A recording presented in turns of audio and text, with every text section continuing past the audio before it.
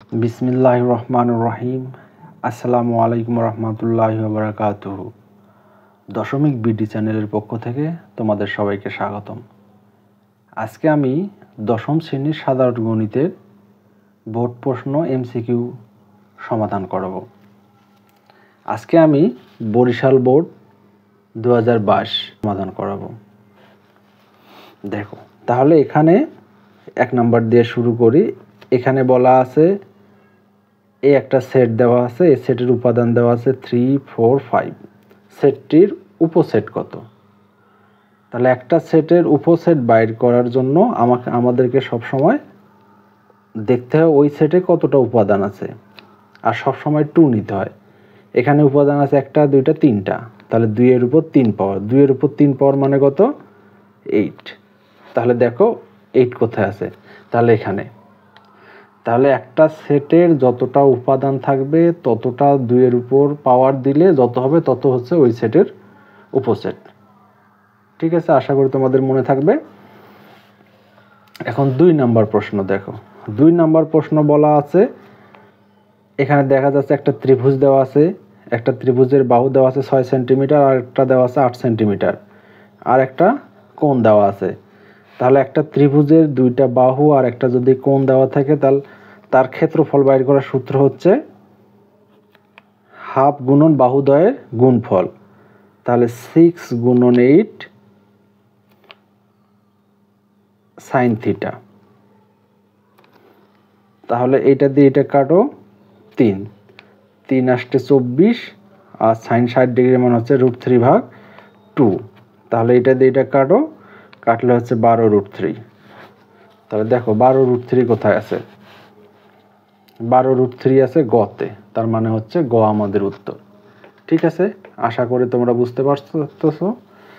দেখো 3 নাম্বার প্রশ্নটা দেখো। 3 নাম্বার প্রশ্ন বলা আছে b equal second bracket x belongs to n যেন 2 less than equal x less than equal to 4।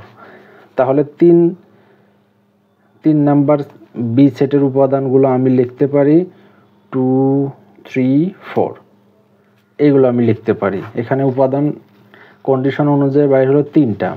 এখানে বলা আছে বি সেটের উপাদানের মধ্যে মৌলিক সংখ্যা 2টা। মৌলিক সংখ্যা 2টা, 2 আর 3। হ্যাঁ ঠিক আছে, 2, 3 মৌলিক সংখ্যা, এটাও ঠিক আছে। এর পাওয়ার উপাদান সংখ্যা হচ্ছে 8। হ্যাঁ, তাহলে পাওয়ারের ওই উপসেটের মতো পাওয়ারের ক্ষেত্রেও তাই। একটা সেটের পাওয়ার বাইর করার জন্য যতটা উপাদান থাকবে 2 এর উপর তত পাওয়ার। 2 এর উপর এখানে 3টা আছে, 2 এর উপর 3 পাওয়ার দিলে এর উপাদান সংখ্যা হবে 8। তাহলে এখানে উপাদান সংখ্যা 8 দেওয়া আছে, তার মানে 2ও ঠিক। বি সেটের উপাদানের মধ্যে 2 দ্বারা বিভাজ্য সংখ্যা একটা। বি সেটের উপাদানের মধ্যে 2 দ্বারা বিভাজ্য মানে ভাগ যাবে এমন সংখ্যা আছে না, এমন সংখ্যা আছে 2টা, 2 একটা 4 একটা, তার মানে 1 আর 2 হচ্ছে আমাদের উত্তর। ঠিক আছে, 1 আর 2 দেখো কোথায় আছে, 1 আর 2 3 এর কতে। তারপর দেখো এখানে দেওয়া আছে 4 নাম্বারটা। 4 নাম্বার দেওয়া আছে 3 to the power x minus 1 equal হচ্ছে 27 যদি হয় x এর মান বাইর করতে বলছে। তাহলে 3x মাইনাস 1, এখানে যেহেতু 3 আছে, এই 27কে আমাকে 3 এ রূপান্তর করতে হবে। মানে 3 এর উপর কত পাওয়ার দিলে 27 হয়, এর জন্য আমাকে 27কে লসাগু আকারে ভাঙাইতে হবে। যদি 3 দাও 3 নং 27, আবার 3 দাও 3 3 9, তাহলে 1টা 2টা 3টা, 3 এর উপর হচ্ছে 3 পাওয়ার, তাহলে 3 3 কাটো। তাহলে এখান থেকে x মাইনাস 1 ইকুয়াল 3। তাহলে মাইনাস 1টা যদি আমি ওই পাশে পার করে দিই, তাহলে x ইকুয়াল 3 প্লাস 1, তার মানে 4। তাহলে এখানে দেখো x এর মান কত বাইর হলো 4, তার মানে এখানে আমার ক উত্তর। আশা করি তোমরা বুঝতে পারতেছো। তারপর দেখো একটা টেবিল দেওয়া আছে, টেবিল থেকে আমাকে কি বাইর করতে বলছে, উপাত্তের মধ্যক শ্রেণী কোনটি? মধ্যক শ্রেণী বাইর করার জন্য আমাকে ক্রমযোজিত সংখ্যা বাইর করতে হবে। তাহলে ক্রমযোজিত সংখ্যা কয়টা ঘর আছে? 1, 2, 3, 4। তাহলে আমি শ্রেণী ব্যবধানটা লিখতেছি না, 4টা ঘর তৈরি করে নিচ্ছি। তাহলে 1, 2, 3, তাহলে 4টা হয়ে গেছে। তাহলে এখান থেকে গণসংখ্যাগুলো দেওয়া আছে 4, 18, 22, 16। তাহলে ক্রমযোজিত সংখ্যা বাইর করো। এখানে 4 4-এ বসবে, 4-এর সাথে 18 যোগ করো 22, 22 আর 22 যোগ করলে কত হয় 44, 44 আর 16 যোগ করো, এখানে 10-এর 0 থাকে 1, 4 আর 1-এ 5, 6, তাহলে হলো 60। তাহলে আমাদের ক্রমযোজিত সংখ্যা বা টোটাল সংখ্যাটা হচ্ছে 60। এখানে মধ্যক বাইর করতে বলছে, তাহলে 60-কে আমি কি করব, 60-কে আমি 2 দ্বারা ভাগ করে দেব। তাহলে 60 ভাগ হচ্ছে 2, তাহলে আর কত বাইর হচ্ছে 30।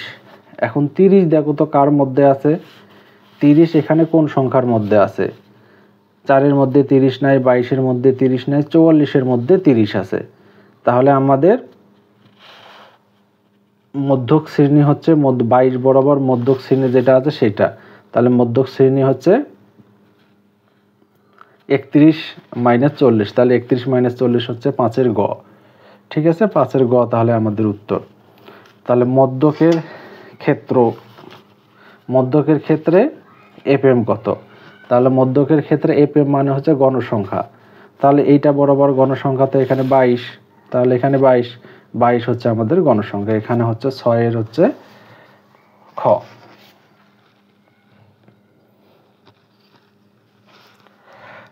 তারপরে দেখো আমরা 7 নাম্বার করব। 7 নাম্বারে কি দেওয়া আছে,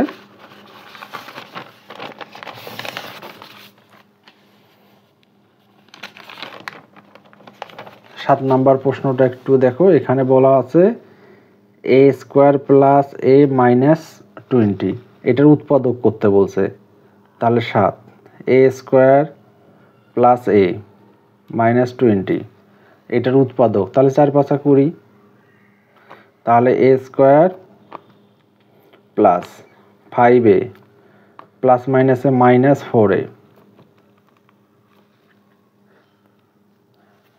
আচ্ছা, তাহলে এখান থেকে এই দুটোর থেকে যদি আমি a কমন নিই, a 5 -4 কমন নাও, a + 5, তাহলে হচ্ছে a + 5 আর একটা হচ্ছে a, এখানে আছে -4। তাহলে a + 5 a - 4 কোথায় আছে দেখো, a + 5 a - 4, তাহলে এখানে a - 4 আছে, তাহলে a - 4 যেখানে আছে সেইটা হবে আমাদের উত্তর। আশা করি তোমরা বুঝতে পারছো।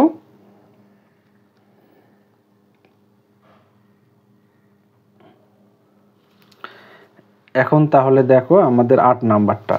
এখানে কি বলা হচ্ছে, বার্ষিক 5% হার মুনাফায় 5000 টাকা 4 বছরের সরল মুনাফা কত। তাহলে আমাকে বাইর করতে বলছে সরল মুনাফা, মানে আয় বাইর করতে বলছে।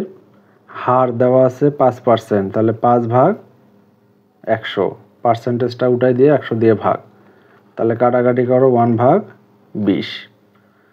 তাহলে আসল কত দেওয়া আছে 5000 টাকা। তারপর সময় কত দেওয়া আছে, এনতে সময় 4 বছর, সরল মুনাফা আয় বাইর করতে বলছে। তাহলে আমি লিখতে পারি আয় সমান হচ্ছে PNR। তাহলে পি হচ্ছে তোমার 5000, সময়ে 4, আর তোমার আর হচ্ছে 20। তাহলে এটা দিয়ে এটা কাটো, এটা দিয়ে এটা কাটো 2, তাহলে 5 দুগুণে হচ্ছে তোমার 10, তাহলে এটা হচ্ছে তোমার 1000, আমাদের গ উত্তর। ঠিক আছে, আশা করি তোমরা বুঝতে পারছো। একটি সরলরেখা একটি বৃত্তকে সর্বাধিক কতটি বিন্দুতে ছেদ করতে পারে, এটা আমাদের মোটামুটি মনে রাখতে হবে। এটা দুইটা, একটি সরলরেখা একটি বৃত্তকে সর্বাধিক কত বিন্দুতে ছেদ করতে পারে, এটা হচ্ছে 2টি। ঠিক আছে, এটা তোমাদেরকে একটু মুখস্থ রাখতে হবে। তারপরে দেখো এখানে বলা আছে 10 নাম্বার, চিত্রে ও কেন্দ্র বিশিষ্ট এ বিসি বৃত্তের ব্যাস বিসি। তাহলে এইটা হচ্ছে ব্যাস হলে বিএসি কত, বিএসি। তাহলে দেখো তো এইটা একটা সমকোণী ত্রিভুজ কল্পনা করা যাচ্ছে না, এটা সমকোণী ত্রিভুজই হয়। তাহলে এখন তাহলে দেখো 11 নম্বর। দেখো এখানে আমি একটা ক্যালকুলেটর তোমাদেরকে ব্যবহার শেখাবো, তোমরা যেভাবেই করো না কেন। দেখো আমি যদি এখান থেকে চাই, প্রথমত আমি করব হচ্ছে cos কত ডিগ্রি মান হচ্ছে তোমার হাফ, তাহলে আমি লিখবো হচ্ছে cos 60 ডিগ্রি মান হাফ। তাহলে cos cos কাটা এ সমান সমান কত 60। তারপর এখানে বাইর করতে হবে কত sin স্কয়ার। তাহলে sin স্কয়ার করো, তাহলে sin 60 তারপর হচ্ছে তোমার স্কয়ার। তাহলে sin 60 ডিগ্রি মান কত √3 ভাগ হচ্ছে 2 তারপর স্কয়ার, তার মানে হচ্ছে শুধু 3 ভাগ 4। স্কয়ার রুট কাটা 2 এর উপর স্কয়ার করলে কত হয় 4। তাহলে 3 ভাগ 4, দেখো 3 ভাগ 4 গ হচ্ছে আমাদের উত্তর, মানে ঘ হচ্ছে আমাদের উত্তর। আশা করি তোমরা বুঝতে পারছো। এখন ক্যালকুলেটরের ব্যবহারটা আমি তোমাদের কি শেখাবো সেটা হচ্ছে কথা। তোমাদের যদি কারো ডিগ্রি মনে না থাকে, সাপোজ এখানে দেখো কি দেওয়া আছে cos a সমান সমান কত হাফ, আমি a এর মানটা বাইর করে নিই। তাহলে cosটা যদি ওই পাশে পার করে দিই কি হয়ে যাবে cos ইনভার্স হাফ। তাহলে এই কাজটা আমি এখন কোথায় বসাবো, এখানে sin স্কয়ারে বসাবো। এখন দেখো এইভাবে লিখবো sin, তারপর কোণের পরিবর্তে বসাই দেব cos ইনভার্স হাফ, তারপর হচ্ছে স্কয়ার। ঠিক আছে, আমি এটা দিলেও 3 ভাগ 4 এ চলে আসবে। দেখো আমি কিভাবে দিচ্ছি, একটু ক্যালকুলেটরটা তোমরা একটু দেখে নাও। দেখো কত আছে সাইন চাপলাম, আচ্ছা ব্র্যাকেটটা দেওয়া আগে, তারপর সাইন চাপলাম, তারপর শিফট চাপে cos চাপলাম, তারপর আবার ব্র্যাকেট দিয়ে হাফ দিলাম 1 ভাগ 2, তারপর হচ্ছে স্কয়ার দাও। তাহলে শিফট চাপে a বিভাগ b চাপো 3 ভাগ 4। ঠিক আছে, খুবই সোজা। তোমরা একটু বারবার দেখো, এটা রিপিট করে। এইরকম অনেক ক্যালকুলেটরের ব্যবহার আমি তোমাদেরকে এমসিকিউ করাতে শেখাবো, অথবা আমার সিকিউ ভিডিওগুলো আছে তোমরা দেখো, অনেক ক্যালকুলেটর ফাংশন তোমরা জানতে পারবা। আচ্ছা, তারপরে আমরা পরের অঙ্কে চলে যাই। 12 নাম্বার দেখো, 12 নাম্বার এখানে দেওয়া আছে 12, 13, এখানে একটা উদ্দীপক দেওয়া আছে x মাইনাস, তাহলে কিউ এর মান বাইর করতে বলছে। ঠিক আছে, তাহলে এখানে বলছে x কিউব মাইনাস 1 ভাগ x কিউবের মান কত। তাহলে এখানে সূত্র বসাতো a minus B whole cube, তাহলে এখানে plus 3ab into a minus B.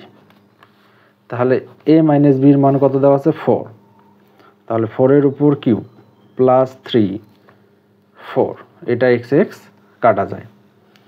তাহলে এটা আমি একবার ক্যালকুলেটরে দিচ্ছি, 4 এর উপর কিউব দিলে কত হয়, 4 এর উপর কিউব যোগ হচ্ছে 12,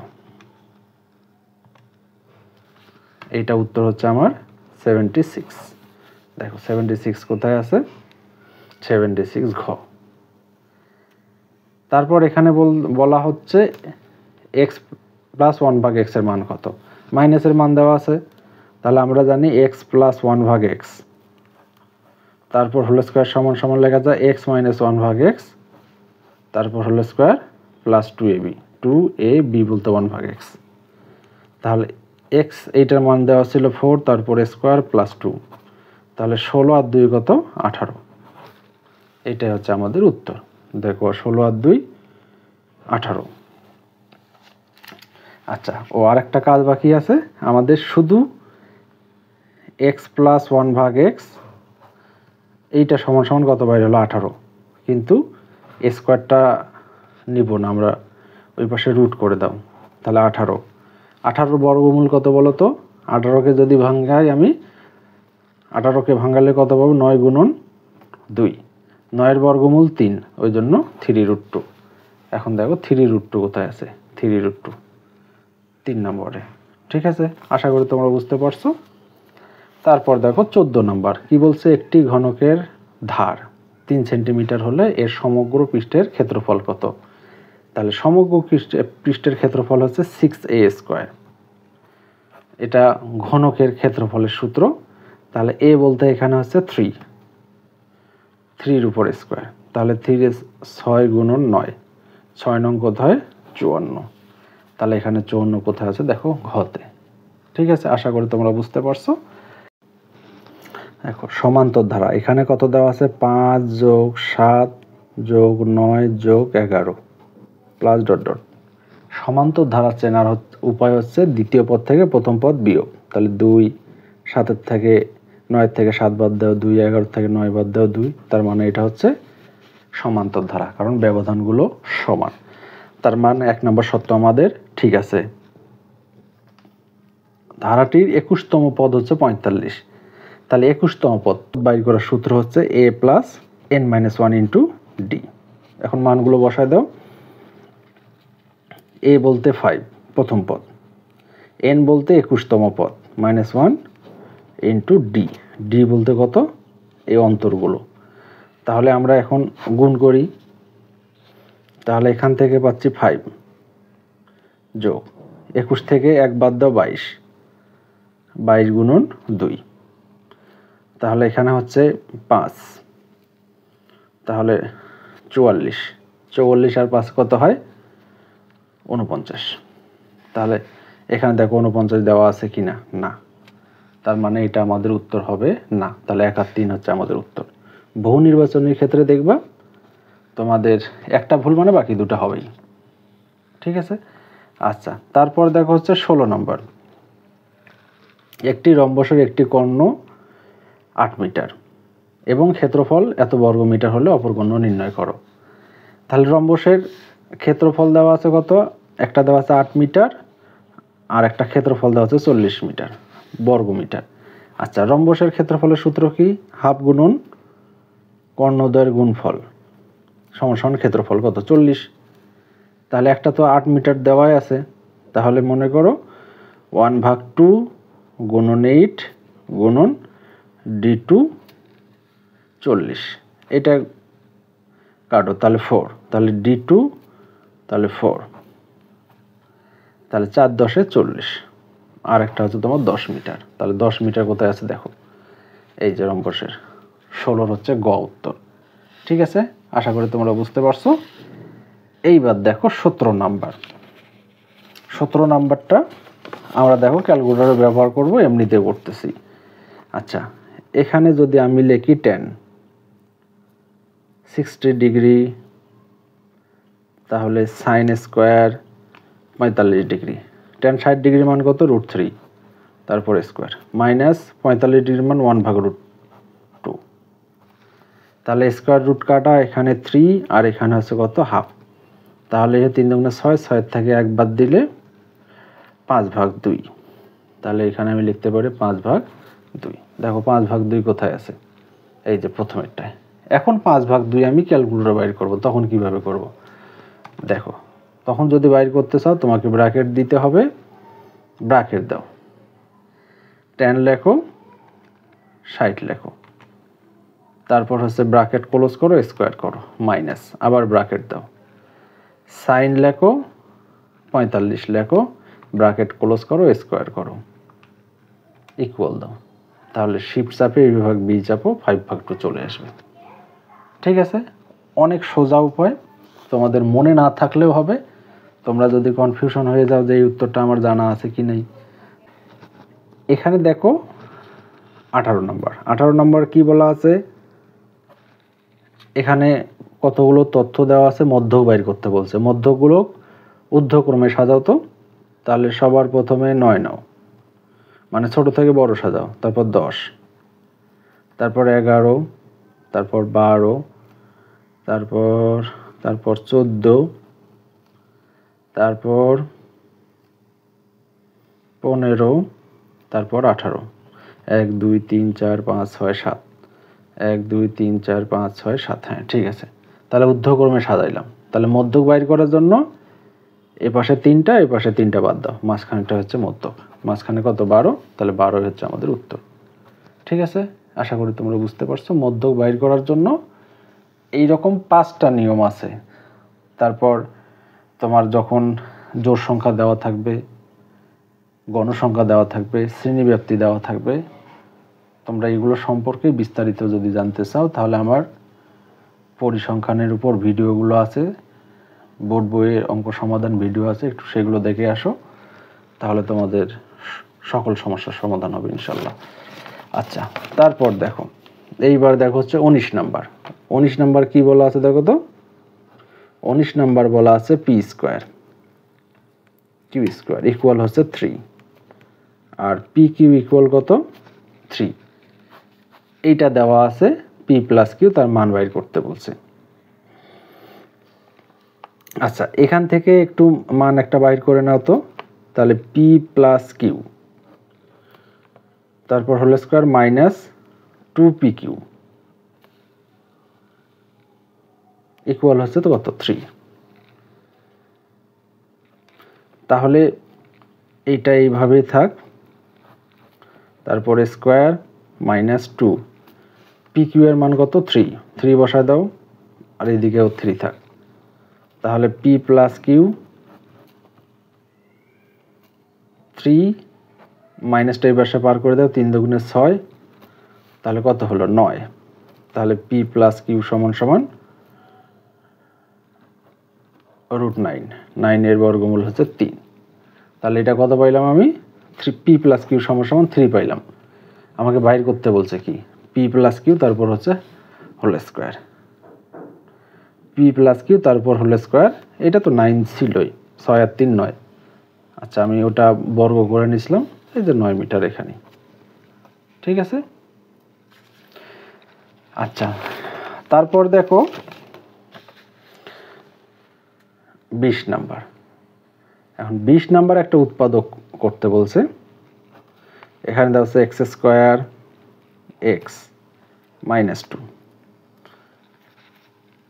তাহলে 2 দেওয়া আছে না, তাহলে 2 থেকে একবার দাও, 2x minus X minus 2, plus মাইনাসে মাইনাস,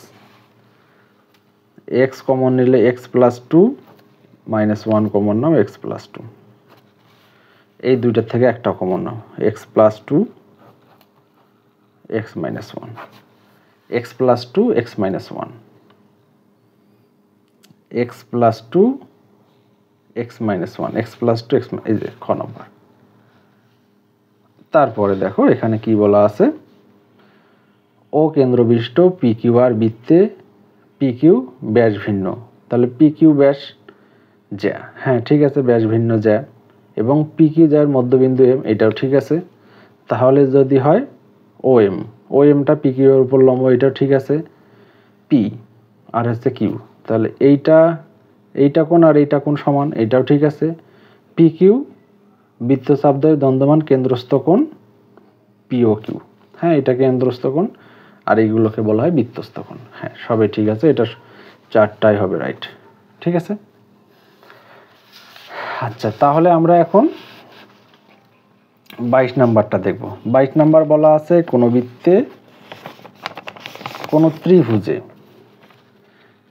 ত্রিভুজের কয়টি বহিবৃত্ত আঁকা যায়। তাহলে এটা আমাদেরকে একটু মোটামুটি মুখস্থ রাখতে হবে, কোন ত্রিভুজে কয়টি বহিবৃত্ত আঁকা যায়। তারপর দেখো হচ্ছে 23 নাম্বার, কি বলা আছে, 3 সেন্টিমিটার ও 5 সেন্টিমিটার ব্যাসার্ধ বিশিষ্ট দুইটি বৃত্ত পরস্পরকে অন্তস্থভাবে স্পর্শ করলে তাদের কেন্দ্রদ্বয়ের দূরত্ব কত হবে। একটার ব্যাসার্ধ, এটা সবসময় এইটা করবেন, মডুলাস কেন্দ্র দুইটার দূরত্ব বিয়োগফল, ঠিক আছে, এটা 2 সব সময়ের জন্য, ঠিক আছে। তারপর দেখো হচ্ছে তোমাদের 24 নাম্বার, কি দেওয়া আছে, লগ 5p স্কোয়ার মাইনাস 2। আমাদের লগ সূচকের একটা সূত্র ছিল এটা, তাহলে পি স্কোয়ার সমান সমান লেখা যায় 5 টু দি পাওয়ার ইনভার্স 2। তাহলে আমি যদি এটাকে ভাগ করে দেই 1/5 এর উপর স্কোয়ার, স্কোয়ারটা ওই পাশে যা রুট হয়ে গেলে তাহলে কত লেখা যাবে 1/5। দেখো 1/5 কোথায় উত্তর আছে, তাহলে খ হচ্ছে উত্তর। 25 নাম্বার দেখো বলছে এটার বৈজ্ঞানিক রূপ কোনটি। তাহলে একটু ক্যালকুলেটরে উঠাও তোমরা, এটা কত দেওয়া আছে 0.6262 ইকুয়াল দাও, আর বৈজ্ঞানিক রূপ আনার জন্য এই যে ইএনজি বাটনটা চাপো, ইএনজি বাটনটা যদি চাপ দাও তাহলে তোমার বৈজ্ঞানিক রূপ আসে যাবে। কত আসছে দেখো, কত আসছে 6.62 2 গুণন 10 ইনভার্স 3। আর এখানে দেখো এই টাইপের কোনো অপশন নাই, তাহলে এই দশমিকটা এই ঘরে এদিকে আগাও, 1 2 ঘর আগাও। 6.262 গুণন 10 ইনভার্স এখানে 1, এইদিকে 2 ঘর আগাই দিলাম, এখান থেকে 2 ঘর পাওয়ার থেকে 2 ঘর কমাই দিলাম। দেখো এটা কোথায় আছে, ঠিক আছে, এটা হচ্ছে আমাদের উত্তর। তারপর 26 নাম্বার দেখো, 26 নাম্বার বলা আছে নির্দিষ্ট একটি ত্রিভুজে আঁকা সম্ভব যদি দুইটি কোণ এদের সংলগ্ন বাহু দেওয়া থাকে। হ্যাঁ সম্ভব, তিনটা কোণ দেওয়া থাকলে আমরা কিন্তু একটা ত্রিভুজ আঁকতে পারবো না। তাহলে এটা হচ্ছে আমাদের 2 বাদ 1 আর 3। বহু নির্বাচনীর ক্ষেত্রে একটা ভুল মানে বাকি দুটো হবে 1 আর 3, ঠিক আছে। তারপর দেখো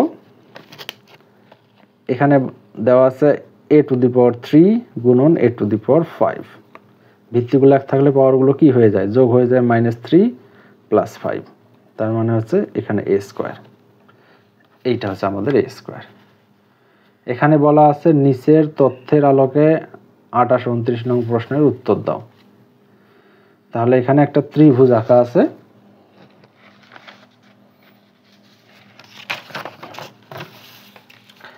এখানে দেখো একটা ত্রিভুজ দেওয়া আছে,